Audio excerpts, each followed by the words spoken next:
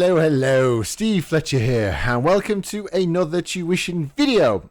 Today we are taking a look at Pink Floyd's The Final Cut. Now I know this album is it's a bit of a Marmite album for a lot of Floyd fans. It's certainly not the album that the casual Pink Floyd fan would go to first.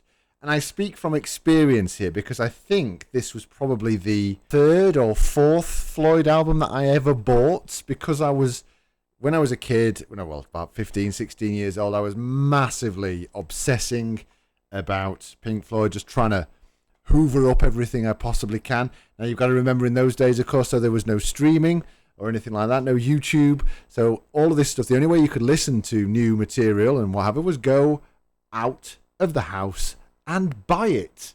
You remember those days? So it was a case of, you could only, I, as a sort of 14, 15, 16-year-old spotty little oik with no job, could only go out sort of once in a while when I'd scraped together, begged, borrowed enough money off everyone I knew to go out and buy a CD. So I remember buying The Division Bell. I remember buying Dark Side of the Moon. We'd got Pulse on video.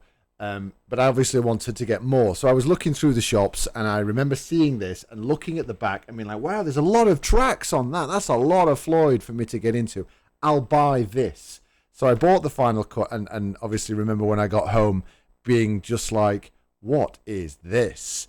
This isn't Dark Side of the Moon. It's not Division Bell. It's just like a spoken word record. I mean, it's not really. But obviously my feelings on it have changed dramatically in the intervening years. I love this album. I did do a Pink Floyd studio albums ranking video vlog a little while ago. I'll put a link up there and I'll put a link down there in the descriptions to that. And The Final Cut did do pretty well in the ranking. Now, it's not an album that we associate with really as being classic Pink Floyd. Obviously, we'd lost Rick Wright by this point. He'd been ousted from the band. He'd sort of he'd resigned with a push, I think is the way we can word that the most democratically.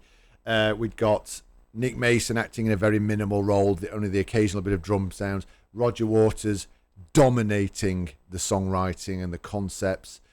David Gilmour even sort of reduced very much to the sidelines. And what David Gilmour delivered, and this is where I'm getting to with this, is he delivered, in my opinion, some of the most beautiful, lyrically gorgeous guitar playing that he's ever committed to tape. So today we're taking a look at the title track of The Final Cut. It's got this beautiful David Gilmour solo in it. It's a lovely one, almost a lovely one for beginners to learn, because there's not, it's very lyrical, it's very straightforward. There's not a great deal of challenging stuff in there. So it's a really nice solo to get to grips with, and I hope you enjoy it.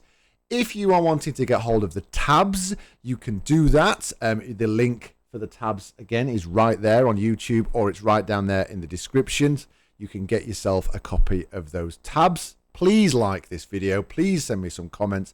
Please subscribe to my YouTube page. Yes, I'm one of those annoying YouTubers who constantly barrages you with requests to subscribe. It really, really does make a difference to us. I think that's everything. So we'll see you next time, boys and girls. Thanks very much indeed. Bye-bye.